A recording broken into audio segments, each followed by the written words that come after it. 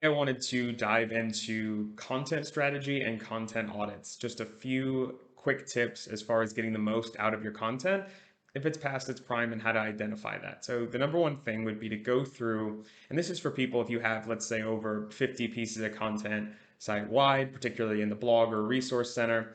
Go through anything that's older than about 6 months old. And what you're going to go through is just run everything through the following checklist. It's very simple.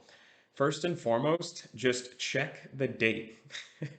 So, for instance, if you updated a guide on best principles or trends in your industry for 2019 and now it's 2021, that might be the easiest place to start, is just switching out the date. It's a little hacky, and we're going to follow up with that in the other pieces of this checklist, but that's the number one thing. Is it accurate with what's currently trending based on the metrics or the numbers that you've given it? The second thing I would suggest is to just look at the introduction or the beginning section of your content. Is that relevant for what somebody in today's market or your ideal client or target persona might be interested in versus that 2 years ago? So just rewriting that intro copy in and of itself is going to be beneficial because you've already now experienced, let's say, 2 more years of what your users needs, your customer needs. So hopefully you'll be a lot more well positioned to position your content for their readability and engagement.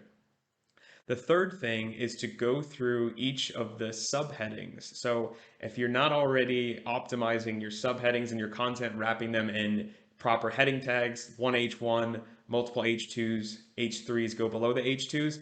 That's some very specific SEO stuff, but you can just go look up on-page SEO best practices for your content to take care of that. But just see if they have related terms in them other than the ones that are intuitive to you. So for instance, if I'm talking about SEO strategies and I'm writing a blog post or a guide about that. And one of my headings that I wrote was, this is going to be really cool for you to do. Doesn't really give much context to the user or a search engine. But if I flip that around to, here's the steps to implement an SEO strategy for your B2B product. Now all of a sudden we've got this rich content. It's a lot more potentially keyword optimized, even though you don't have to do research in order to do that. So just going through those subheadings. The next thing I would say is just do a quick search for whatever keyword you targeted for that post. If you haven't done a keyword target for the post, just type in the title into Google and see what the top 10, 20 results are if they aren't you, but if there are others above you, see what type of content they're producing. Are they writing checklists? Is it a landing page for a product? Is it a resource? Is it a guide? And try and add an overlay of that intent through what they're doing to your post if you want to target the types of terms that they're searching up for as far as your title. Um, it's a quick and easy way to make sure that you're matching the intent of what these people are actually searching for. The next thing is around length.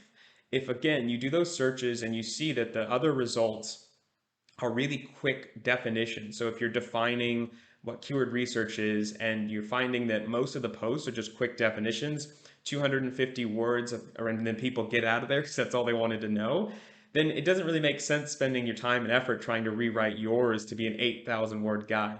It's really easy to determine what the level of effort needed is just by doing a quick gap analysis of some of the search results. So after you've gone through, you've determined length, you've added the different subheadings around your keywords, you've updated the title, you've done all this great work. Maybe shout out to a few other pages on your website, particularly from the blog to your product or service or solutions pages. If you haven't already done it, make sure that there's 2 or 3 links is usually a good measure of what to do per 1,000, 1,500 words to other important pages on your site that are relevant. So if we're talking about B2B SEO strategy, we'd want to link to our B2B SEO page and particularly maybe our B2B link building or B2B competitor gap analysis. But you should do the same. After you've done that, make sure that the title tag and meta description, again, that's on page SEO 101. Feel free to take a look at the site to learn what that is or do a Google search.